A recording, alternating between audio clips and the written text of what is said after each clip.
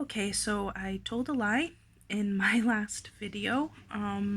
I thought I had gotten through all of the items for my Halloween advent, and I actually missed out this one at the end because it was not within arm's reach and I forgot it existed for a minute.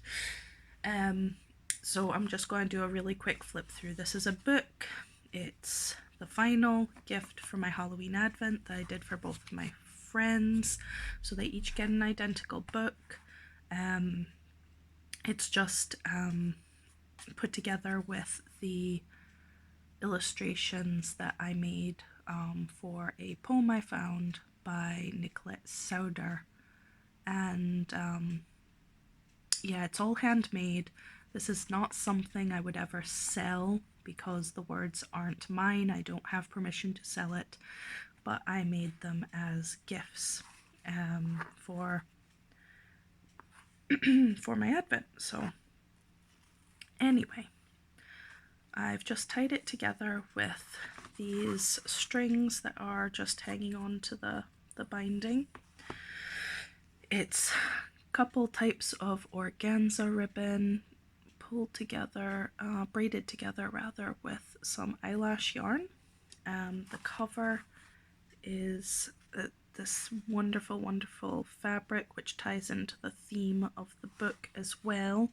I absolutely love this fabric. I know that crickets and creepy crawlies and snails and things aren't most people's cup of tea, but anyone who follows me in any kind of capacity will know that they are the most beautiful creatures in my eyes. So I really fell in love with this fabric. I was glad that I found a way to use it in these books. And I didn't decorate the covers any further because it really doesn't need anything else, I would say. I don't want to cover up any of these beautiful creatures.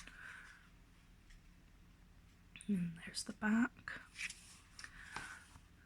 Now, it's a bit of an unusual book because it opens lengthways rather than being in a kind of portrait orientation, but the pictures I had printed which were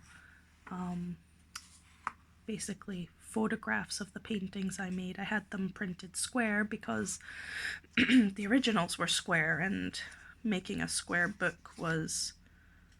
I don't remember why I didn't make it a square book, if I'm perfectly honest. I think I just wanted to try this, and it is a bit cumbersome, but got through it. I'll just do a quick flip through so you can see the illustrations. They've just been printed on photo paper to make the pages a bit easier to turn, because my black paper is just paper and not card, which makes it a bit flimsy. I've just put some lace on the edge. Some thick and chunky lace. And I very much enjoy this poem because it resonates with me, especially as the mother of 2 young children whom we take into the wilderness just about every weekend and spend a lot of time in the garden and teaching them to appreciate the tremendously complex and essential jobs that all of these little creatures do that most people either outright dislike or that they ignore because they think they aren't important, but they are. All the little beasts are important. That's why they're still around. If they didn't serve a purpose, they wouldn't be here.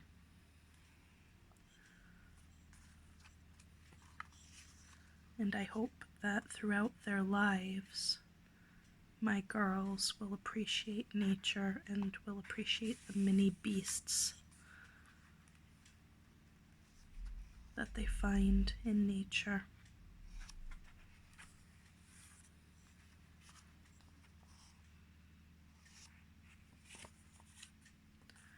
There's just a bit of shimmer mica spray on the back cover, and that's all there is to it. And the 2 ladies that I've made these for feel the same way I do about nature, perhaps lacking a bit of the enthusiasm I have for the creepy crawlies, but I know that they will absolutely love these books, and that made it worth it to me to create them. So that's the last thing. Sorry for leaving it out of the other video, and I apologize if you've heard any beeping throughout this video. My road is being resurfaced and it's an absolute nightmare. Okay, that's it for now. Bye.